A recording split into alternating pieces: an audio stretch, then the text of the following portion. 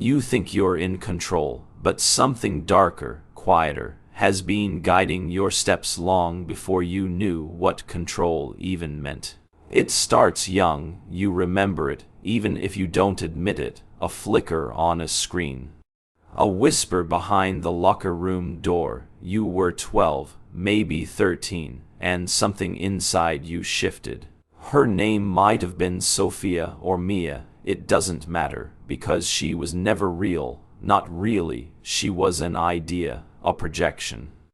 A shape designed to fit the mold that was already carved into you. They dressed her in what you were told to like. They moved her in slow motion, edited to music, framed just right, and you watched, not just with your eyes, with your nervous system. With your shame, with that breathless ache you never told anyone about. They didn't need to tell you she mattered. You already believed it, and so you started chasing not her, but the feeling, the tension, the validation, the script. Most men never realize they didn't write their script. They just memorize it, then call it a freedom. Think about it. When was the last time you chose who you're attracted to? The shape, the tone, the role she plays in your fantasy? You didn't. You inherited it from music videos, from Hollywood, from the friend who got the most attention, from the ones who ignored you and made you want them more. Desire was never yours, it was leased to you, with fine print you never read. And every time you felt that pull, the heart rate spike, the sweat, the tightening in your jaw, you thought it was natural. But it was conditioning. A man named Marcus once told me something strange. He was 38, quiet, former athlete, clean cut. Stable job, you'd never guess what was behind his eyes, he said. Sometimes I think I only ever wanted women. Because someone told me that's what makes me a man. He wasn't questioning his orientation. He was questioning the design. And if you're honest, brutally honest, you've felt it too, that suspicion, that itch, that strange, bitter aftertaste that follows desire, the feeling that maybe you're not the one holding the leash. That maybe your lust is just a glitch in the program, a trigger, a lever, and someone else is pulling it. You ever wonder why she appears just when you're most uncertain? New job, new city, after a failure.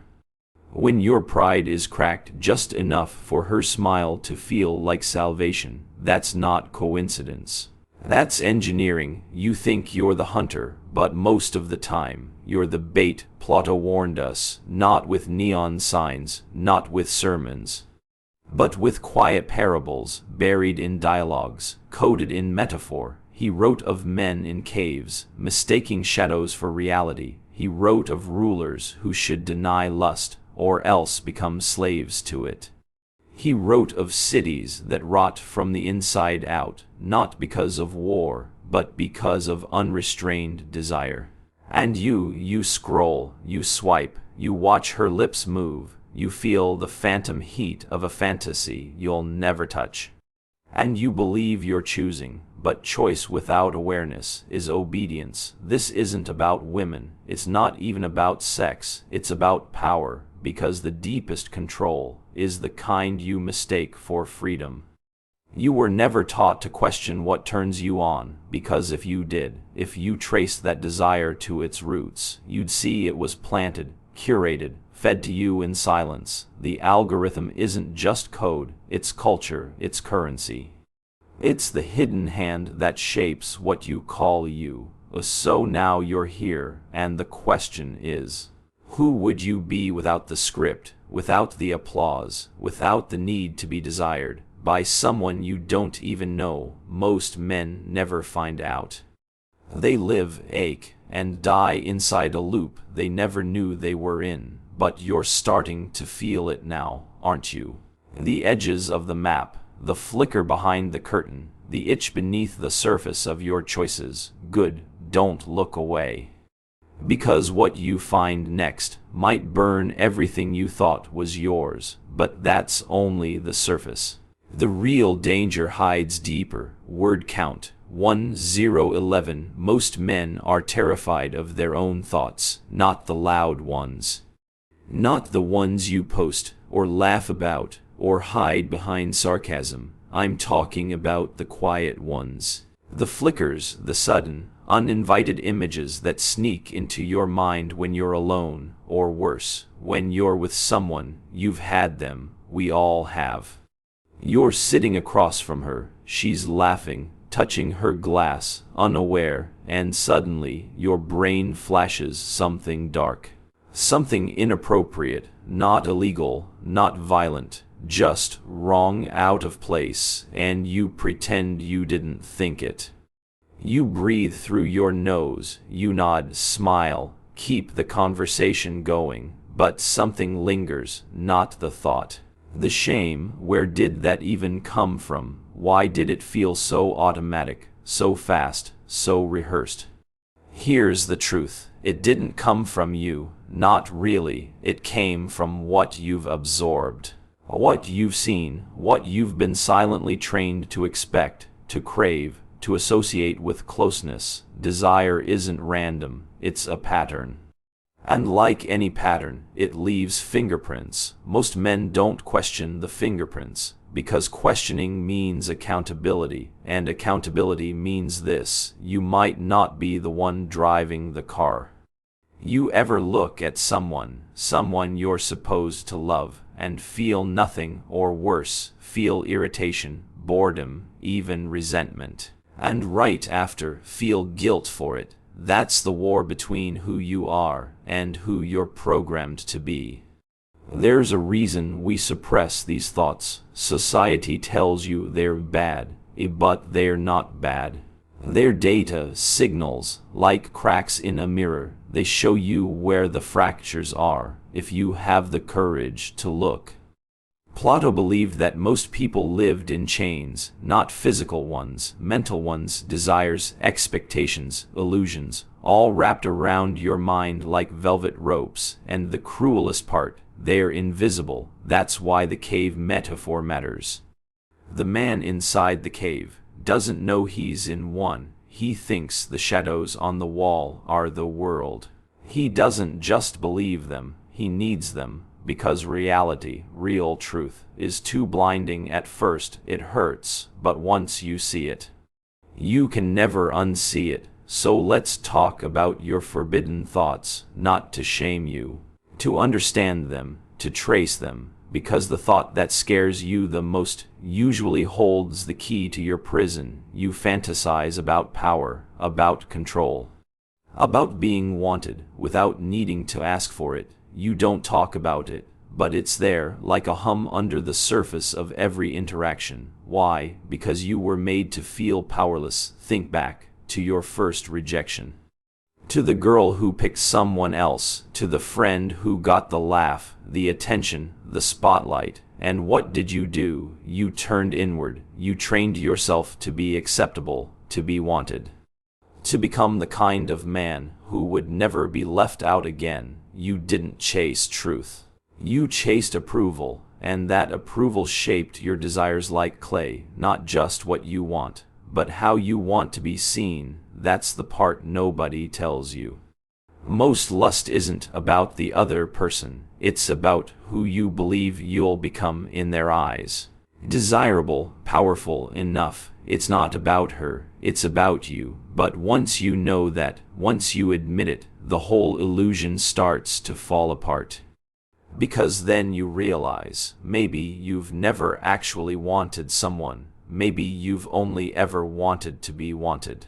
And that difference, it changes everything. It explains why no relationship feels quite right, why the rush fades, why the silence between texts feels like suffocation. Because you're not chasing love, you're chasing validation.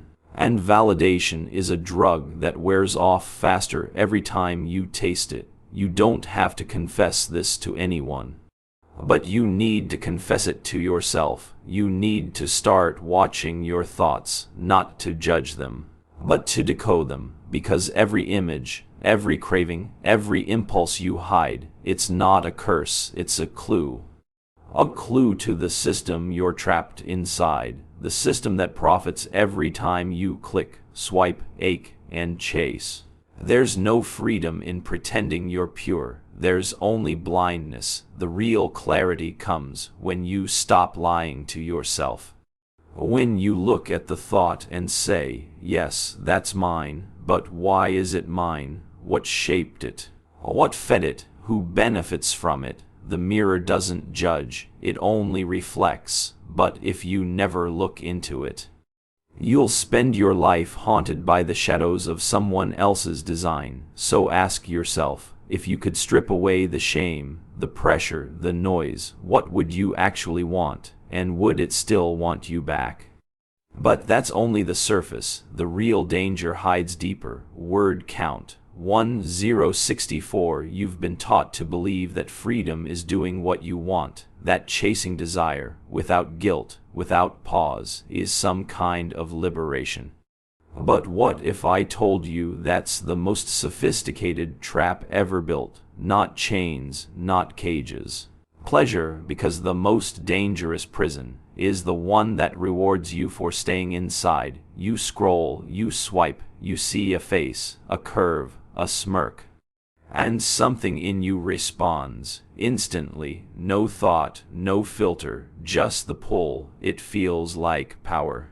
But it's not. It's programming, a dopamine drip, carefully engineered to feel like free will. But ask yourself this, if it's really your desire. Why does it look so much like everyone else's? Why is your fantasy predictable? Why does your hunger follow the exact patterns that advertisers, influencers, and platforms have studied, mapped, and monetized? Because it's not really you. It's a mirror held up by a system that profits when you don't ask questions. You weren't born wanting luxury, youth, status. You were taught to want them, conditioned, not by accident, by design. And every time you follow that craving, every time you chase the high, you reinforce the loop.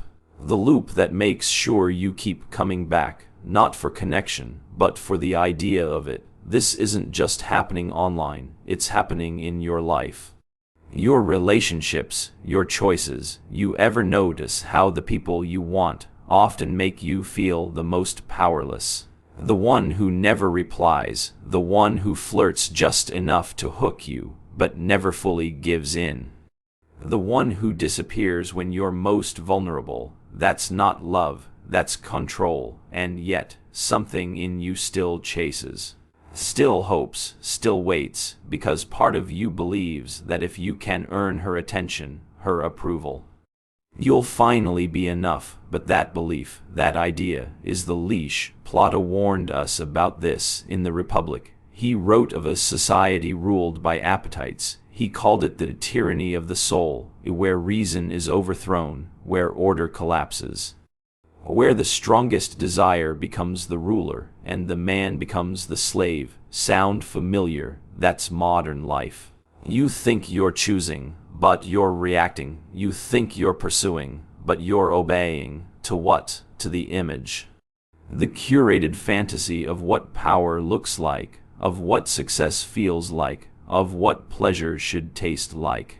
But the image is a lie, a mask, a performance designed to keep you chasing what can't be held, and every time you get close, it shifts, moves the goalpost, raises the standard, adds another filter. So you adapt, you lift more, earn more, scroll more, all while becoming less of yourself. That's not freedom, that's consumption. The thing is, no one forces this on you, you welcome it. Invite it in, because it offers you something your soul quietly craves, distraction from the parts of yourself you don't want to face. The emptiness, the inadequacy, the ache you can't explain. So you run, not away from others, but away from silence. Because silence is where the truth starts whispering, and the truth is this: the world doesn't want you strong.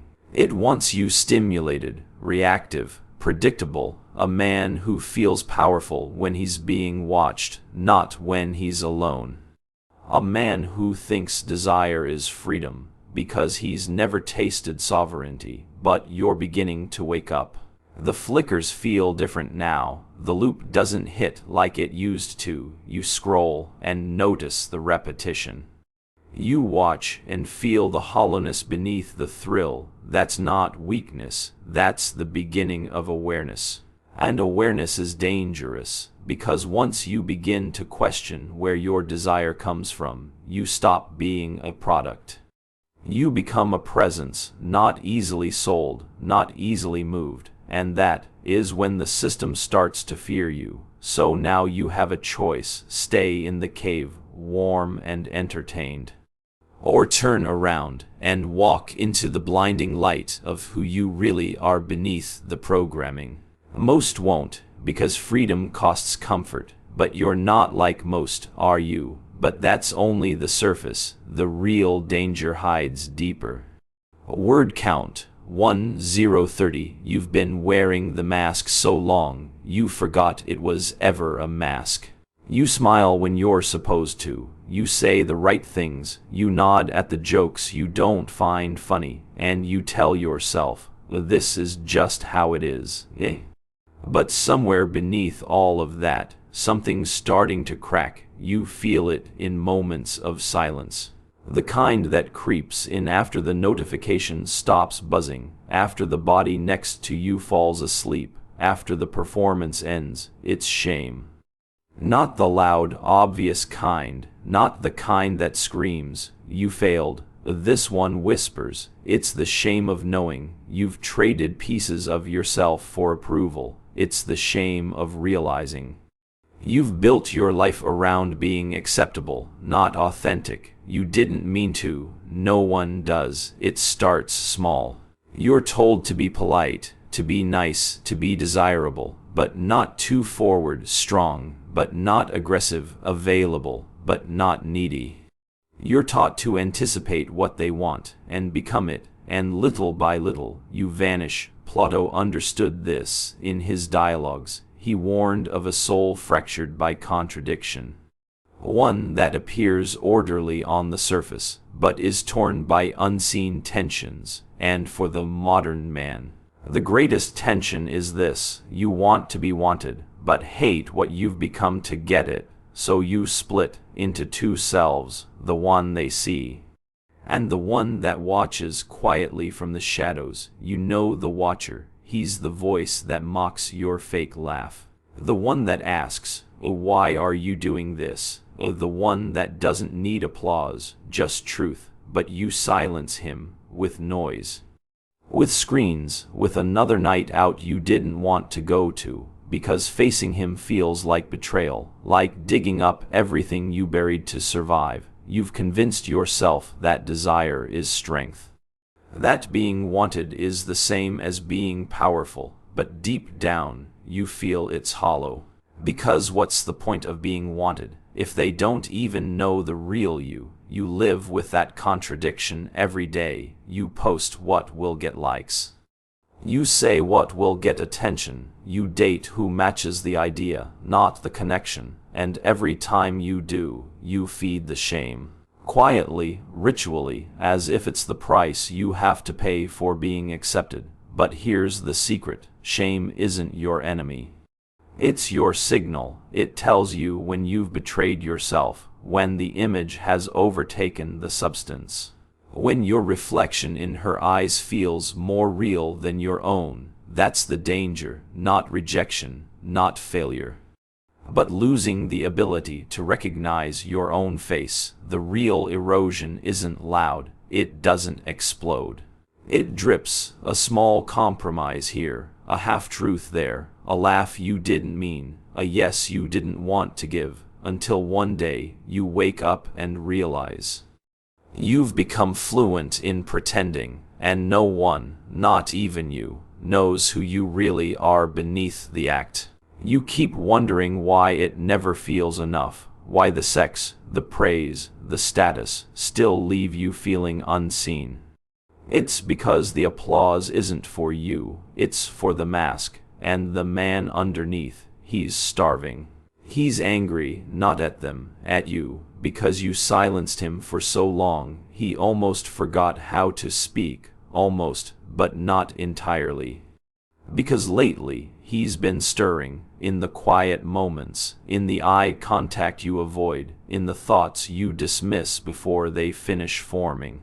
He's not trying to ruin your life. He's trying to remind you it's yours, that behind all the performance, all the desire to be chosen, there is something sacred, your ability to choose yourself, not the fantasy, not the version they reward you, but you can't reach him until you're willing to sit in the shame, to feel its weight, to trace its shape, to let it teach you what you traded and why. That's where power begins, not in pretending you're perfect, but in facing the parts of you you tried to exile, because the man who can sit with his shame can no longer be manipulated by it. He no longer needs the mask, the performance, the validation. He becomes whole again, not clean, not pure, but real, and real is something they can't sell, they can't program, they can't predict. But that's only the surface. The real danger hides deeper. Word count 1035. There's something strange about the fantasies you keep coming back to. Not the obvious ones, not the flashes of skin or rhythm or breath, but the patterns. The repetitions, the way certain scenarios always show up, uninvited, yet familiar, comforting, even in their discomfort. You've told yourself they're harmless, just imagination, just release. But here's the question you've avoided.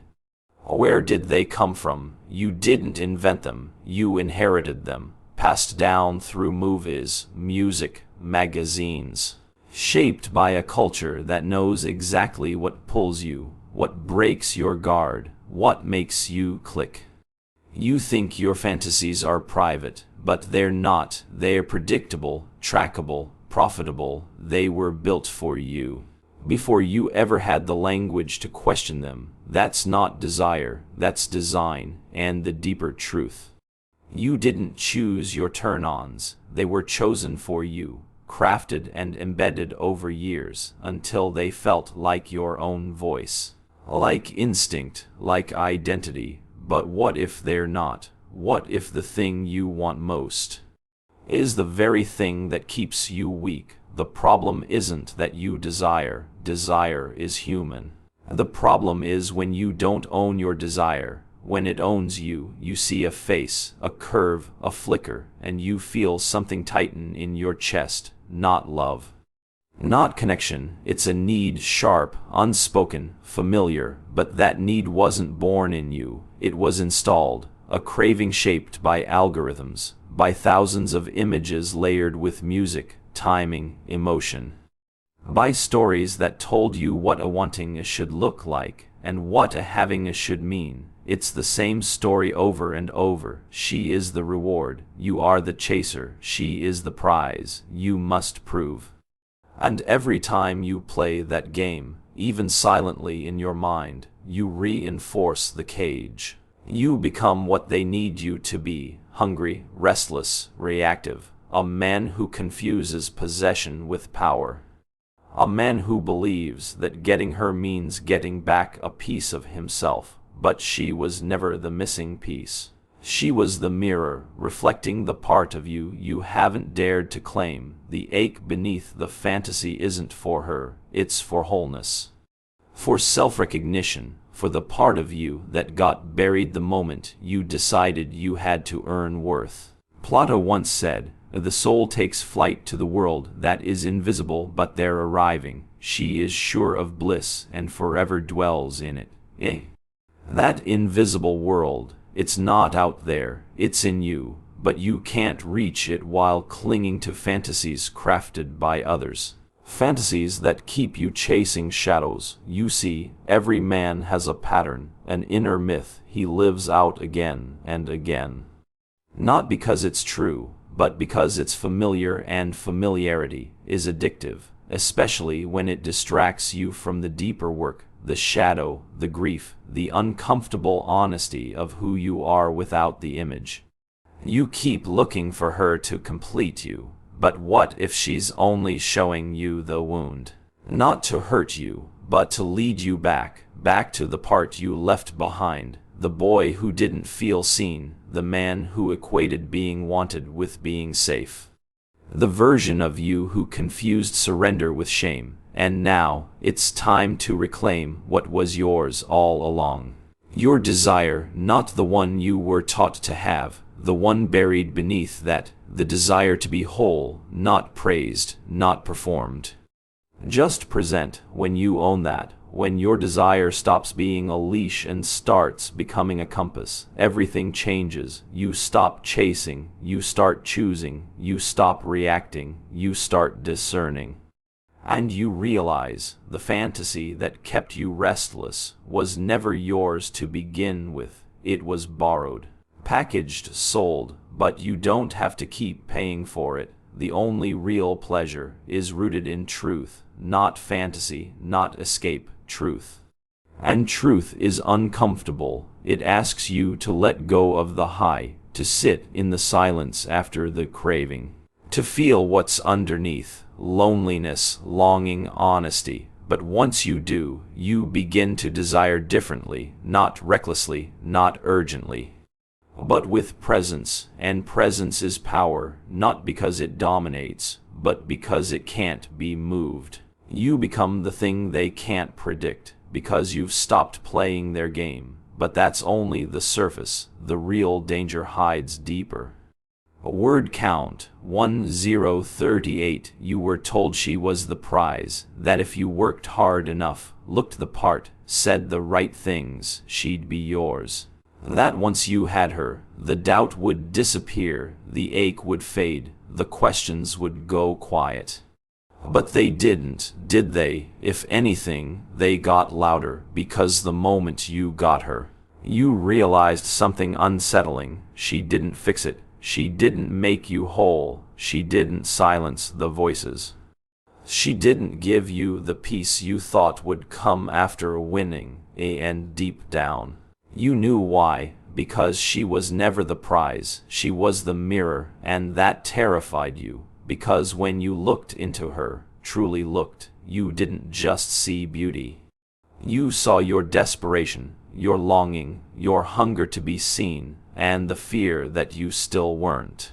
That's the thing no one tells you about desire. It feels like reaching outward, but it always begins within. You thought you were chasing her, but you were running from yourself. Every compliment, every flirtation, every touch felt like proof you mattered, proof you were wanted, proof you weren't invisible. But needing proof is not the same as having worth, and she can feel that. They all can. There's a difference between a man who desires and a man who needs to be desired. One stands rooted, the other leans forward, always just a little off balance, hoping to be pulled in. Women can feel the lean. They don't always know how to name it, but they feel it, and they test it. Not out of malice, out of instinct. They want to know if the man in front of them is whole, or if he's borrowing strength from their attention. This is where most men crumble.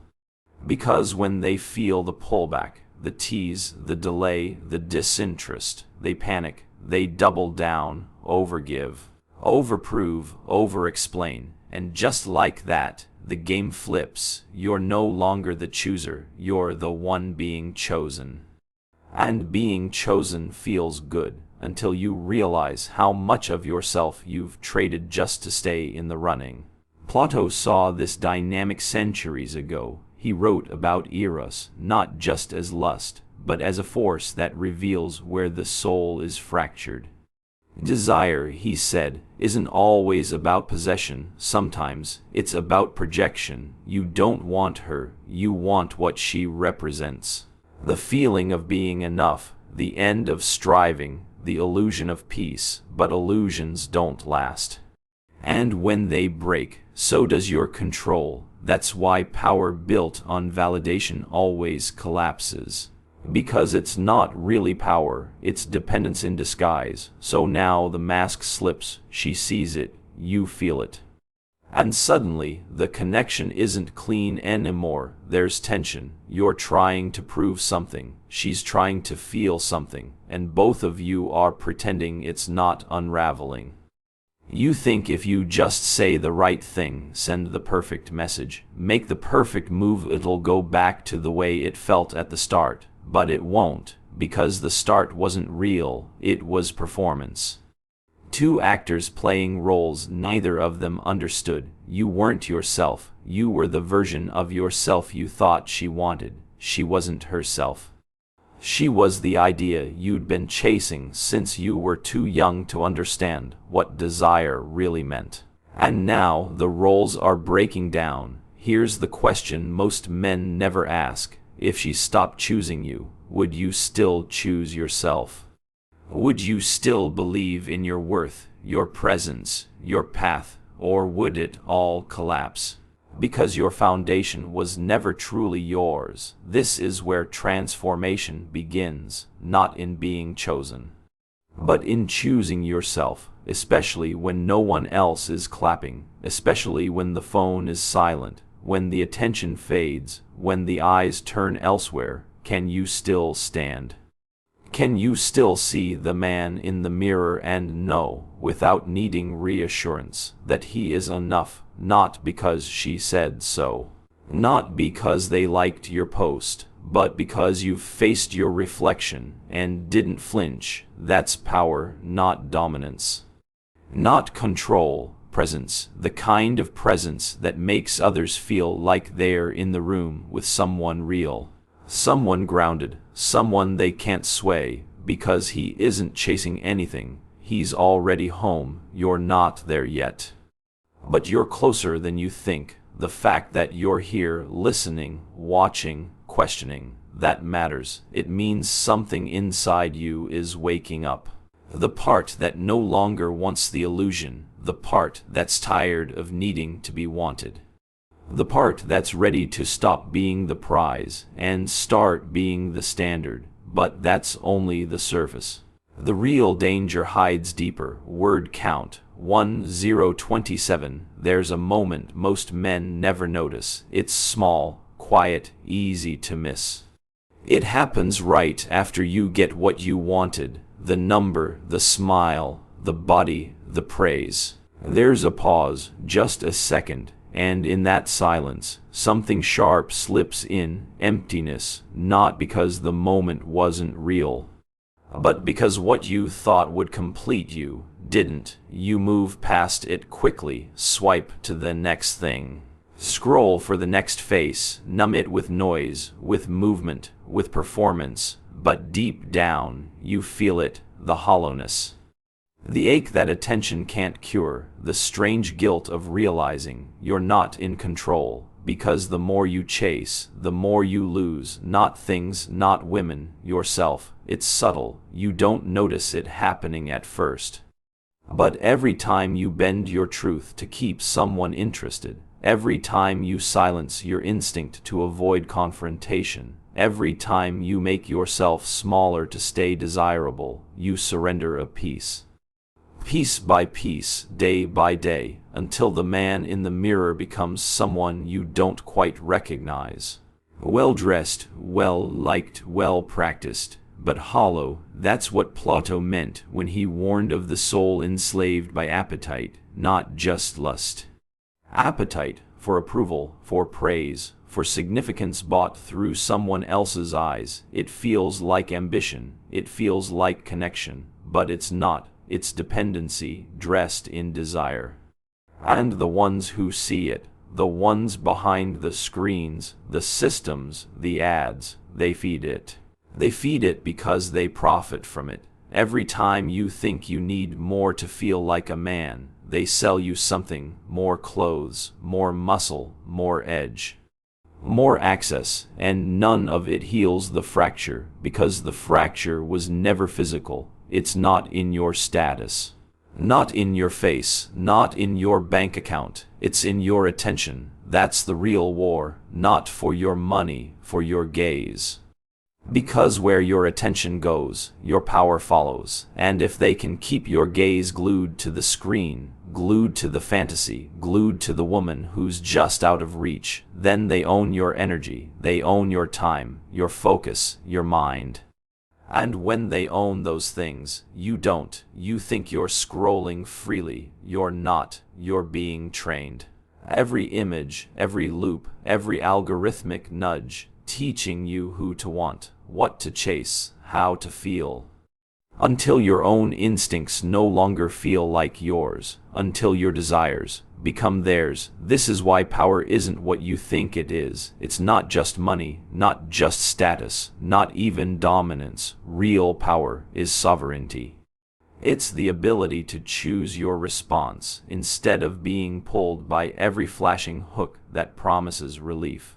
And the man who can reclaim his gaze reclaims his life, not because he becomes cold, but because he becomes clear. He sees the strings.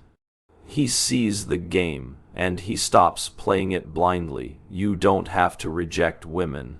You don't have to reject desire. You only have to stop outsourcing your identity to it, because the moment you make her attention your anchor, you hand her the wheel. She doesn't want that, not really. No woman truly respects a man who needs her approval to stand tall.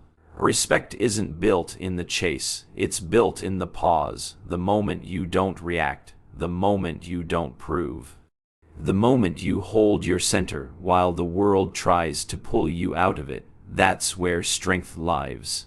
Not in control over others, but in control over yourself. And most men never get there. They stay hooked, looped, performing for attention that always slips away, because that's the design. Temporary highs, perpetual hunger, but you're beginning to feel the fracture, and that means something inside you is alive, something real, something sacred. The part of you that remembers what it's like to look at the world and say, I don't need to be chosen to matter, because you're not the product, you're the presence, and when that presence returns, calm, grounded, unshakable, the whole game changes.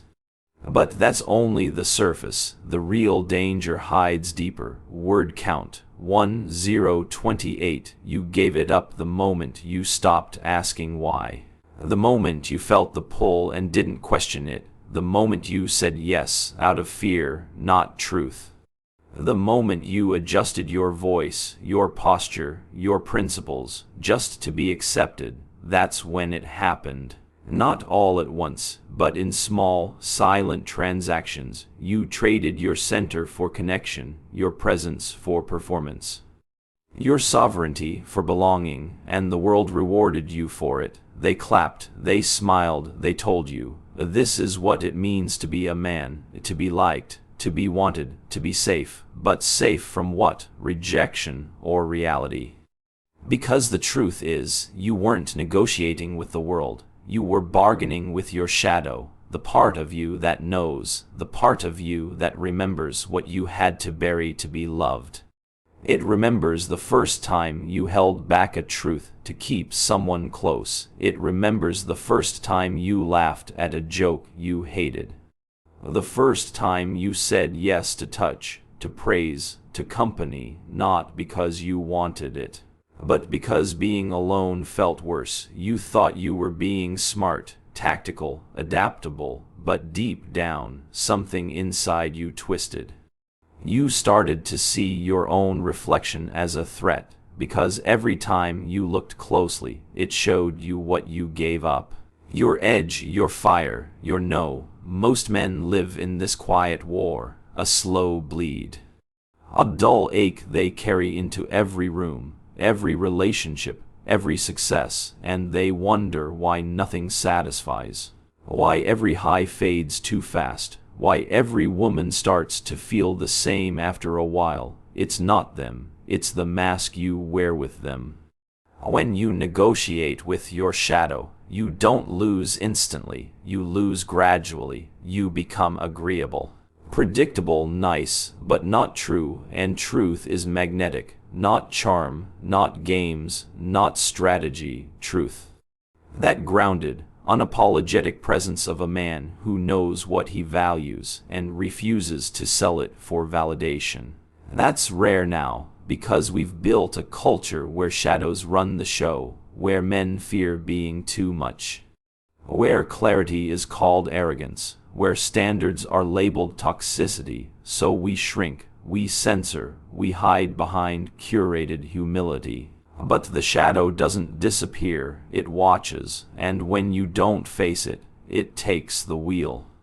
You'll know it when it happens, when you find yourself doing things you swore you'd never do, when you sabotage the good, when you chase the toxic, when you crave chaos because silence feels unbearable. That's your shadow trying to be seen. It doesn't care about your image. It doesn't care how many followers you have. It doesn't even care how successful you appear. It wants only one thing: for you to stop lying, to stop pretending you're fine with half-truths, to stop calling your fear a kindness, to stop dressing your silence as a maturity, because real maturity is confrontation, not with others, with yourself, the man you were before the mask. He's still there, still waiting, still whispering. And he's tired of being kept in the basement of your psyche, while the nice version of you collects applause. Here's what no one tells you: your shadow isn't your enemy, it's your map. It holds the parts of you that were too raw, too bold, too honest for the world to handle. It holds your standards, your clarity, your boundaries, but you buried them to be accepted. Now the cost is becoming too heavy, you feel it in your bones. The weight of unspoken truth, the pain of being seen, but not recognized. You crave freedom, but fear the fire it takes to reclaim it, because the moment you stop bargaining, things will change, people will leave, silence will rise. The ground will feel unfamiliar, but you will feel real again. No longer the image, no longer the echo of other people's desires.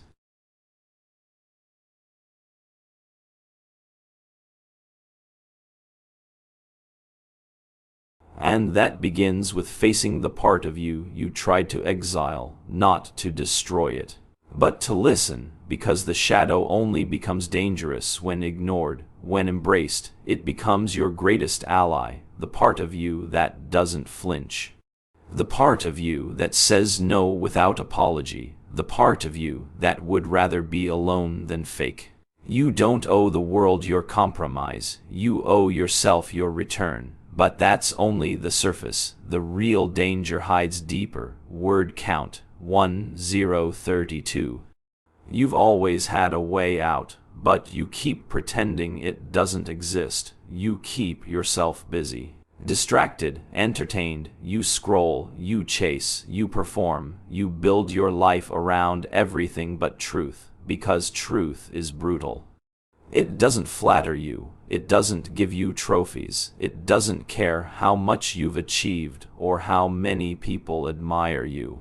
It just waits, quietly, like a locked door at the edge of your mind. You pass by it every day.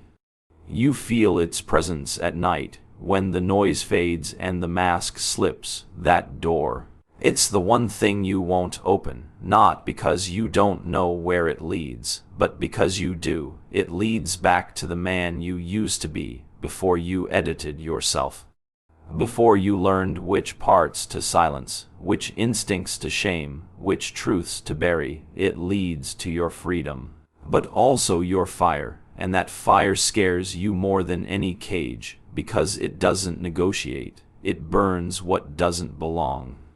It melts the lies you've built your identity on. It leaves you raw, exposed to yourself. And most men, they run from that. They build castles around their cages, marble walls, glass ceilings, soft pillows, and tell themselves it's comfort. But it's not. It's numbness, a padded coffin, a slow, polished death. You feel it when you laugh too loudly at things you don't find funny, when you smile on command, when you say, "It's fine," and no, it isn't. Every time you trade truth for peace, you make that door harder to open, but the exit is still there, always has been. You just won't walk through until you're done pretending that you're okay with half-love. Done pretending that your hunger for meaning can be sedated by validation. Done pretending that success makes up for disconnection. It doesn't, because at night, when the lights are off, you feel the weight of your own absence. You're in the room, but you're not there. A body without its soul, a smile without its center, and no amount of pleasure can fix that. Not sex, not money, not praise, because the problem isn't what you lack, it's what you abandoned, your edge, your fire, your voice. And it's still waiting for you, right behind the thing you fear most, not failure, not rejection, but truth, the truth that the life you've built might not be yours, that the things you chase may be shackles, that the version of you people love might be a costume. And if that's the case, then who are you, really? That's the question most men never answer, because it requires them to tear everything down, to face the chaos they buried, to grieve the self they betrayed.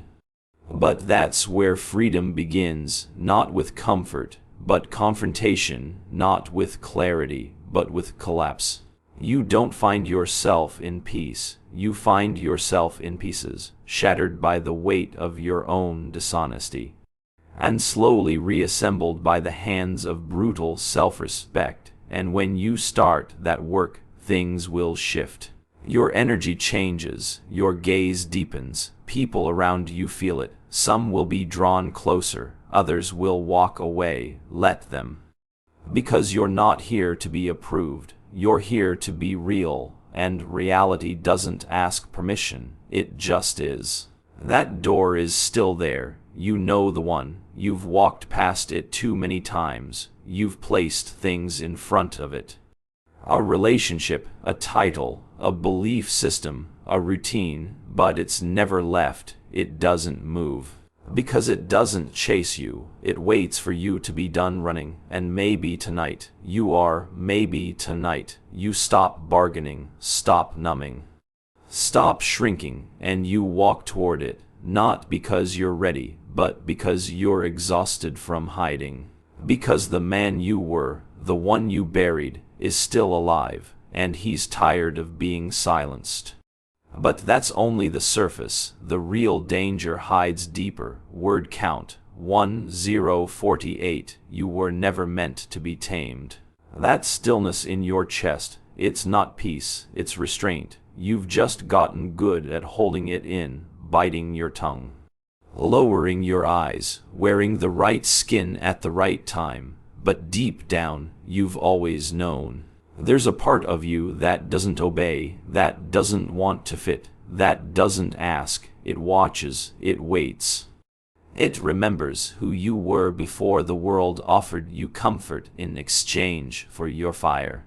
You see, Plato never said the world would collapse because of violence. He said it would collapse when desire rules, when men forget what they serve, when lust becomes law, when power becomes pleasure and the soul becomes an afterthought. That's where we are.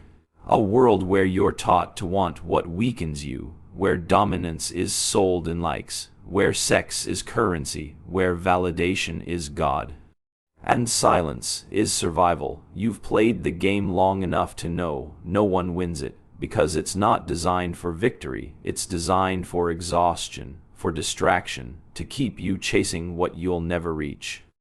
Because the second you get it, it disappears, and you're left needing more, the perfect woman, the perfect body, the perfect lifestyle, all dangling just out of reach, like fruit from a tree you were never meant to climb. And here's the part they never say, that hunger you feel, it's not for her, it's not for them. It's for you, the you that vanished somewhere between becoming a man and becoming manageable, the you who didn't care what others thought, the one who didn't need a script, who spoke less but meant every word, who loved deeply but never begged, who knew when to walk away. That man still exists, but he's buried under layers of noise, of shoulds, of fears, of performances that feel more like cages than choices. And now, finally, you're starting to hear him again.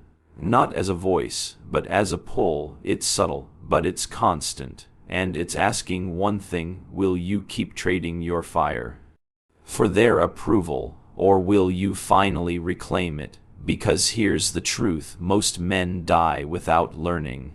What you want isn't more, it's meaning, not another fix, another flame, another performance. You want something real enough to burn for.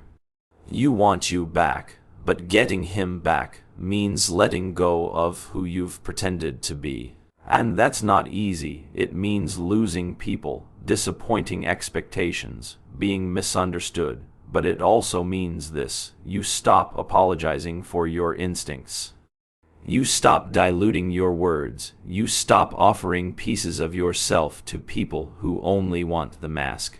You become dangerous again, not reckless, but rooted, not violent, but awake, not desperate, but decisive, the kind of man who doesn't chase because he already knows his value, the kind of man who doesn't perform because presence is louder than pretense.